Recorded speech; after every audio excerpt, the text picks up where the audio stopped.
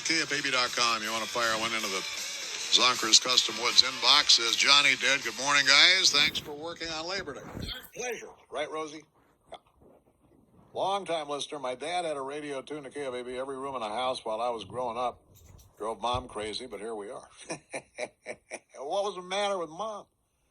Doesn't Trump know that many of the millions of people he has killed, quote unquote, with his virus will probably be first-time Democrat voters? I love sarcasm. Thank you, Johnny. Welcome, Jim Vocal, to the program, friend of the program and frequent guest in his role as executive director of the Platt Institute, and we talk legislation and taxes a lot and economics, but Jim's also a longtime close personal friend of Chuck Sigerson, who we got the word passed away yesterday after fighting for 10 or 11 years the effects of a massive health incident. Jim, good morning. I appreciate you coming on. You were as close. You served with Chuck for a while on the city council, and I know you guys remain close. So our sympathy to you, and certainly to Chuck's family. What can you tell us about the last several years and what led up to yesterday? Well, he just, as you said, had a major health scare in 2009, and for the last 11 years, the effects on his body and his heart were significant, and he passed away yesterday peacefully in his sleep.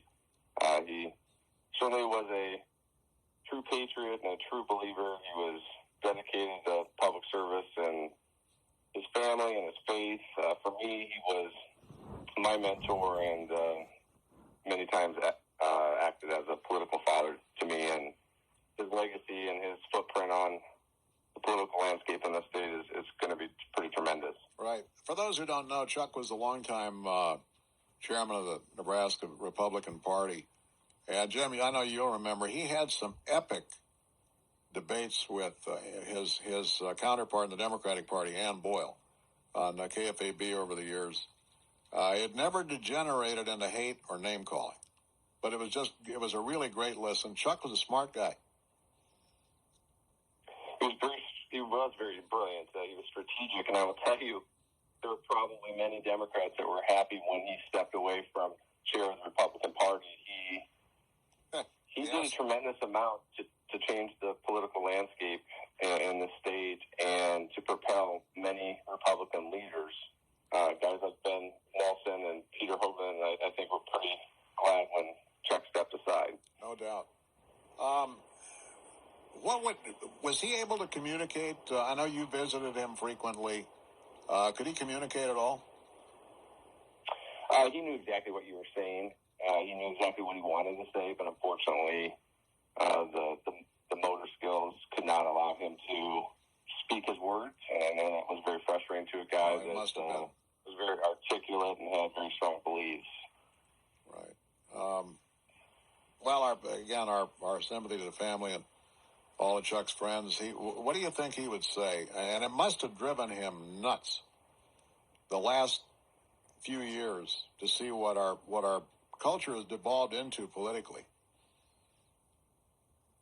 Yeah, I think it did. Talking with his wife, I know that he was very concerned about the election coming up in the next few months, and the political landscape over the last few years had been pretty frustrating to him, and I know that he would have liked to have been on the front lines trying to direct the outcome and of not only the state but probably the nation as well.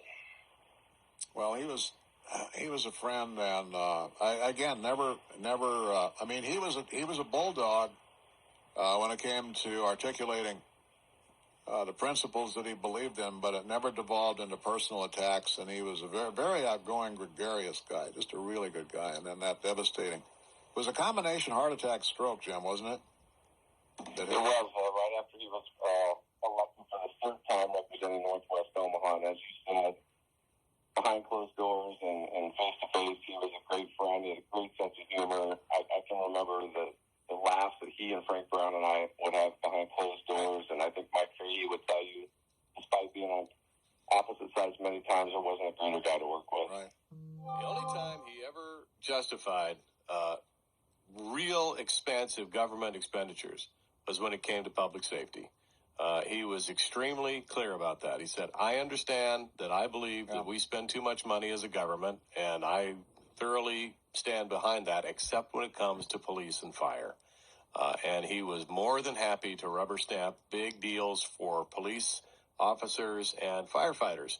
And he was very clear. He said, look, I grant you're right. I think we spend too much money as a government, but except when it comes to these folks. Because he ran on public safety in that district for years. He told his people, you elect me to the city council, I'm going to expand police and fire and county sheriffs or whatever else I can do. Yeah, he supported strong funding for the police. He supported 4 men on the track for the fire department, and he made no apologies about it, as you said, Jim. And he ran on public safety for the 3 terms that he was there, and I respect him for that. Yeah. Well, you mentioned Frank Brown. I mentioned Ann Boyle. They're all gone. They're both gone now, and Chuck's gone. It's a sad day. Can you tell us anything about arrangements yet, or is that private? I don't know anything yet. Those are still being worked out, those details. All right. Jim Bogle, thanks. Always good to have you with us. You're welcome. There he goes, Jim Bogle, KFAB's Morning. I'm okay with a politician saying that. Did I get the Ashford there? No.